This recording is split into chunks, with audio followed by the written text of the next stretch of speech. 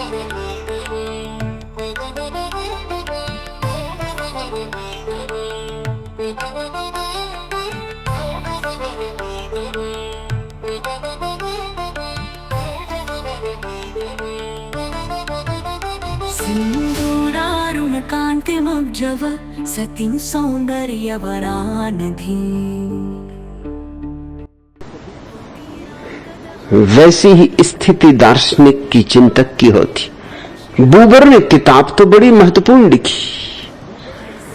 लिखा है कि परमात्मा और व्यक्ति के बीच जो प्रार्थना का संबंध है वह मैं और तू का संवाद है। लेकिन जहां मैं हो और तू हो वहां संवाद होता है, वहां तू तो मैं में होती, वहां विवाद होता है। संवाद तो वहां है जहां मैं और तू मिलके एक हो जाते, जहां मैं नहीं, तू नहीं, जहां दोनों गए, जहां अद्वय बचा। लेकिन फिर वहां जब विवाद नहीं है तो संवाद भी कहां? संवाद की भी क्या जरूरत? मौन में ही बात कह दी गई, मौन में ही बात समझ ली गई। परमात्मा की भाषा मौन है। बूबर जिस प्रार्थना की बात कर रहे हैं वह प्रार्थना सच्ची नहीं। मैं और तू का संवाद वो कहते हैं प्रार्थना है। मैं तुमसे कहता हूं मैं और तू जब तक है तब तक कहां प्रार्थना? जहां मैं नहीं, तू नहीं, जहां दोनों गए, जहां कोई नहीं, जहां घर में सन्नाटा हो गया, जहां विवाद छीन, जहां संवाद छीन, जहां शून्य का साम्राज्य स्थापित हो गया, उस शून्य में जो संगीत बज उठता है, जो हृदय तंत्री कंपित हो उठती, जो शब्द शून्य, जो मौन, गदगद अवस्था होती, आंखें आनंद से गीली हो आती, प्राण आनंद से पुलक उठते, एक नृत्य घेर लेता है। उस घड़ी का नाम प्रार्थना है, उसी घड़ी का नाम ध्यान है। ये शब्द ही अलग अलग है। प्रार्थना प्रेमी का शब्द है, ध्यान ज्ञानी का शब्द है। प्रार्थना मीरा का, चैतन्य का, राबिया का, जीसस का, जरथुस्त्र का। ध्यान पतंजलि का, लाओत्सु का, महावीर का, बुद्ध का। शब्द का ही भेद है, लेकिन अर्थ तो एक ही है। अर्थ में जरा भी अंतर नहीं है।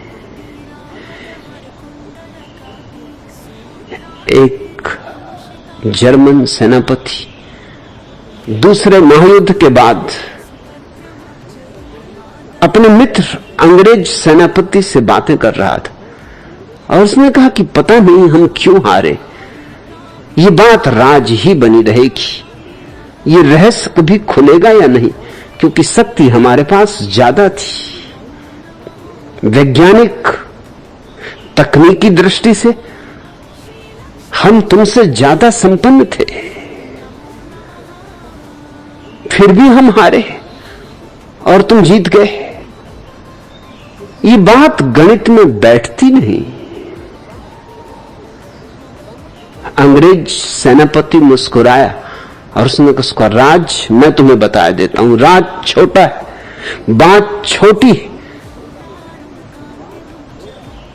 मगर गहरी है। हम इसलिए जीते कि हर युद्ध के दिन की शुरुआत में हम प्रार्थना करते थे।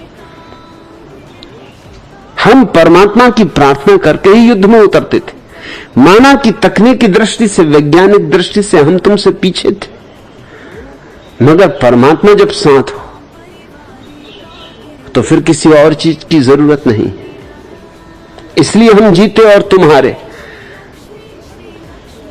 जर्मन सेनापति ने कहा, यह बात तो और भी उलझा देती है मामले को, सुलझाती नहीं।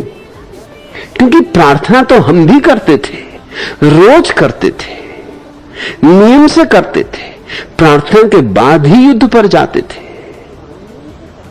अगर प्रार्थना से ही निर्णय होना था तो हमारी प्रार्थना तुमसे कुछ कमजोर न थी। अंग्रेज सेनापति तो खिलखिला के हंस पड़ा। उसने कहा, तुम समझते नहीं बात, तुम प्रार्थना किस भाषा में करते थे? स्वभावतः जर्मन ने कहा कि हम जर्मन भाषा में करते थे। अंग्रेज ने कहा, बस बात साफ हो गई। अरे भगवान जर्मन भाषा समझता है?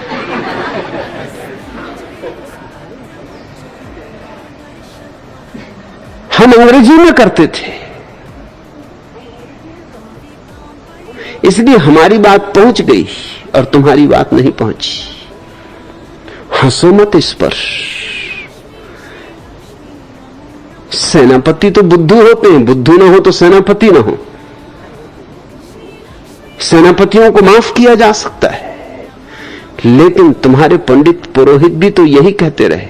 वो कहते हैं संस्कृत देव भाषा है, वो ईश्वर की अपनी भाषा है।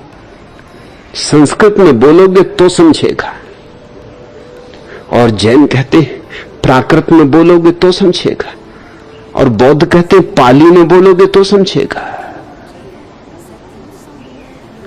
और यहूदी कहते हैं हिब्रू के सिवाय उसे कोई भाषा आती नहीं, और मुसलमान कहते हैं अरबी ही बस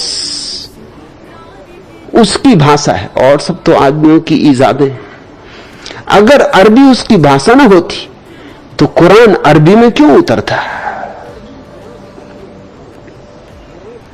सारी भाषाएं आदमी की, उसकी कोई भाषा नहीं। मौन ही उसकी भाषा है। और चिंतन मौन का अभाव है। तत्व को जानना हो तो शून्य होना होता है। इसलिए इस पहली बात को ठीक से समझ लो। उत्तमा तत्व चिंतैव। तत्व के चिंतन को उत्तम कहता है ऋषि, क्योंकि तत्व का चिंतन चिंतन ही नहीं होता। तत्व का चिंतन अर्थात चिंतन से रिक्त हो जाना, अचिंत्य हो जाना। तत्व का चिंतन अर्थात निर्विचार, निर्विकल्प, निर्बीज। इसलिए उत्तम। उत्तम होने का कारण, क्योंकि जहां शून्य है वहां पूर्ण है। तुम शून्य हुए और पूर्ण उतरा। पूर्ण उतरता ही शून्य में। घड़े को भरना हो तो पहले उसे कूड़े करकट से तो खाली कर लेना होगा ना। घड़ा खाली हो तो ही भर सकता है। इस प्रकृति का एक नियम है कि ये खालीपन को पसंद नहीं करती। ये खालीपन को तत्क्षण भर देती। तुमने कभी देखा नदी की जलधार में अंजलि बनाकर पानी को भरा है, और जैसे अंजलि को ऊपर उठाया है वैसे ही चारों तरफ से जल दौड़ा है, और अंजलि में भरे जल के कारण जो थोड़ा सा गड्ढा पैदा हो गया था वो फिर भर गया है। तत्क्षण भर जाता है, देर ही नहीं लगती। ऐसे ही तुम जरा शून्य तो हो, और तुम पाओगे तुम्हारे शून्य होने से चारों तरफ से परमात्मा की ऊर्जा दौड़ पड़ती, तुम्हारी तरफ प्रवाहित होने लगती, तुम्हें भर देती। तुम्हें ऐसा भर देती कि तुम कभी भी ना भरे थे। लेकिन ये भराव तुम्हारे मैं का भराव नहीं। इस भराव में तुम तो गए, तुम तो मिटे, परमात्मा बचा। यह भराव यूं है जैसे कोई बांसुरी में गीत को बजाए, जैसे कोई बांसुरी में सुर छेड़ दे। बांसुरी तो खाली है और इसीलिए तो स्वर उससे प्रवाहित हो पाते।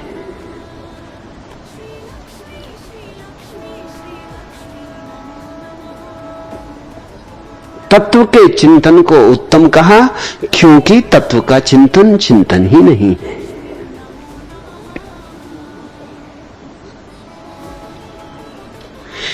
मैं आप अपनी तलाश में हूं। मैं आप अपनी तलाश में हूं। मेरा कोई रहनुमा नहीं है। मैं आप अपनी तलाश में हूं, मेरा कोई रहनुमा नहीं है। वो क्या दिखाएंगे राह मुझको, वो क्या दिखाएंगे राह मुझको, जिन्हें कुछ अपना पता नहीं। मैं आप अपनी तलाश में हूं, मेरा कोई रहनुमा नहीं है। वो क्या दिखाएंगे राह मुझको, जिन्हें कुछ अपना पता नहीं है। मुसर्रतों की तलाश में है मगर यह दिल जानता नहीं। मुसर्रतों की तलाश में है मगर यह दिल जानता नहीं है। अगर गमे जिंदगी न हो तो जिंदगी में मजा नहीं है। सऊर ए सजदा नहीं है मुझको, सऊर ए सजदा नहीं है मुझको।